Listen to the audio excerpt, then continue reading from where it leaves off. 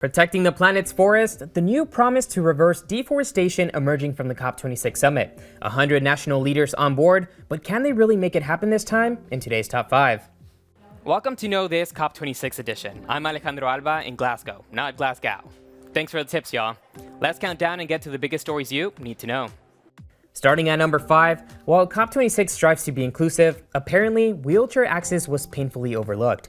Host Boris Johnson was forced to apologize to Israeli Energy Minister Karine El-Harar, who has muscular dystrophy and was unable to attend day one due to no wheelchair access. I gather there was some confusion with the arrangements yesterday. I'm very, very sorry about that. El-Harar was forced to wait outside the venue for 2 hours after organizers refused to let her enter in her wheelchair. She was quick to use the embarrassing incident to underscore the need for better wheelchair access, saying the experience shows we need to pay attention to all the details everywhere. El-Harar got in today with no problems. Number 4. India surprises COP26 with a new plan to reach net zero emissions by 2070. Why so surprising? Because up until recently, India's stance has been that it would not commit to net zero targets, claiming that country did not contribute to climate change. Also, Indian authorities have resisted global pressure to take action. In reality, India's economy is heavily reliant on coal, and the country is the third largest emitter of carbon dioxide, behind China and the US. While the 2070 goal is further off than other nations, it marks the first time India has set a date to end its contribution to global warming.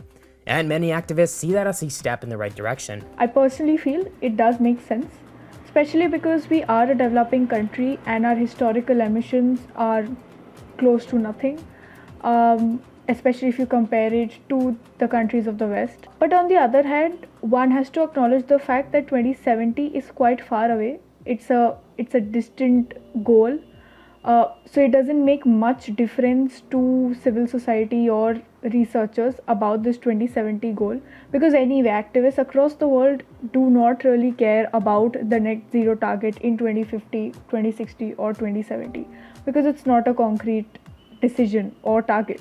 At number 3, developing nations demand that wealthy countries help foot the bill to make all of the COP26 initiatives really happen. Rich nations have not come through with a long-standing $100 billion a year pledge to help developing countries fight climate change. The president of the Pacific island nation of Palau lashed out at leaders of the wealthy countries polluting the planet. Frankly speaking, there is no dignity to a slow and painful death.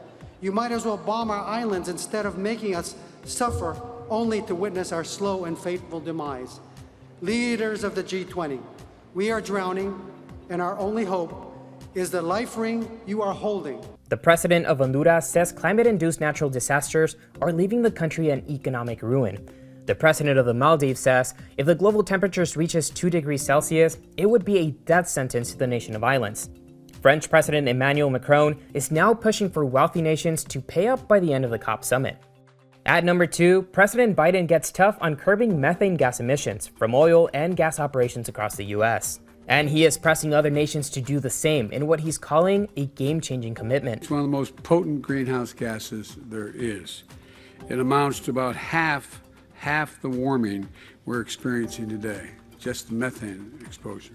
The rules designed by the EPA would establish new standards for old oil wells, require the capture of natural gas before it's released into the atmosphere, and impose more frequent and strict leak monitoring. 90 countries have signed the Global Methane Pledge, which requires a 30% cut in methane emissions by 2030. And at number 1, a landmark commitment to save the planet's forests from being destroyed is signed by 100 world leaders. The list includes Brazil, home to the Amazon rainforest, the lungs of the planet, Earth's natural weapon to fend off global warming. Brazil has been condemned in recent years for allowing an increase in deforestation of the Amazon.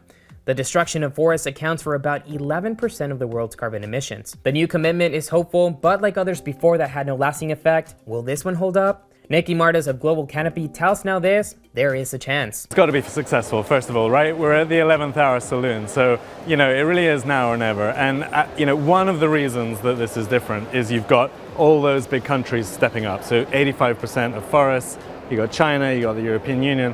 So the countries that really have a stake in this game have put their hand up and made commitments. Adding to that hope, Marta says there are billions of dollars being pledged to this cause at the COP summit. And one last thing, this Squid Game's inspired message for world leaders to stop playing games while the planet is burning up.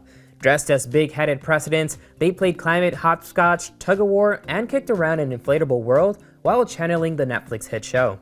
That's today's Top 5. Let me know what was the biggest story for you in the comments below. And make sure to follow Now This Earth for more COP26 news. We'll see you right back here tomorrow for more news you need to know.